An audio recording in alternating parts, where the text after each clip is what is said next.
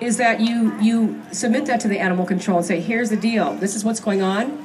If you don't do something, my next stop is the newspaper or is the news.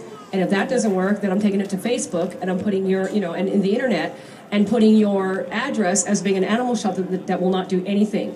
The pressure.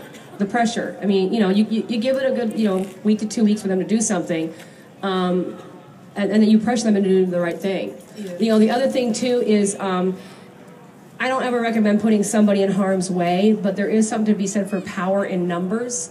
And you, as one neighbor, going to your neighbors to say something, they'll probably like, mind your own business.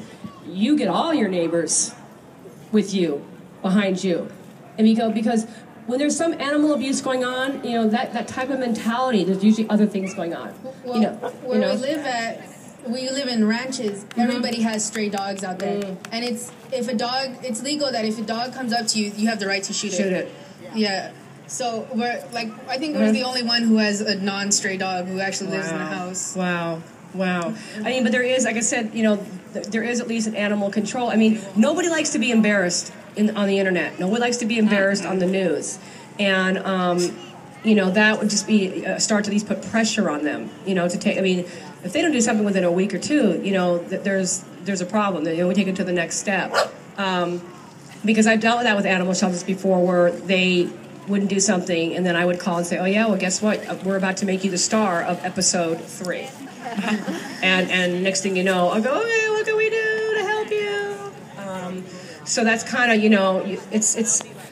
I feel bad telling you have to be that way, but the thing is, that's what you do. You go with pictures, and you go to the shelter and say, you know what? I met the lady from Pitbulls and Burleys, and they're about ready to come down here and film down here, and that kind of a thing. So, I mean, at least try it, but visual is everything. When people email me and say, oh, there's this dog on a chain, I go, oh, I've gotten 54 of these emails today. When I get a picture, I'm like, oh my God. It does get you. So getting pictures will make a difference. It absolutely is the first thing I recommend to anybody that has neighbors who are abusing and neglecting. If you can, get video and photos. And, and again, the internet is such a powerful tool. It's such a powerful tool.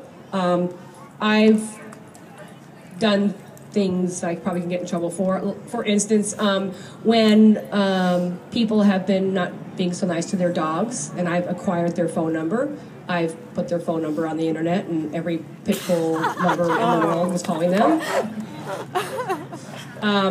Things like that. But I'm not saying for you to do that. I'm just saying I did it.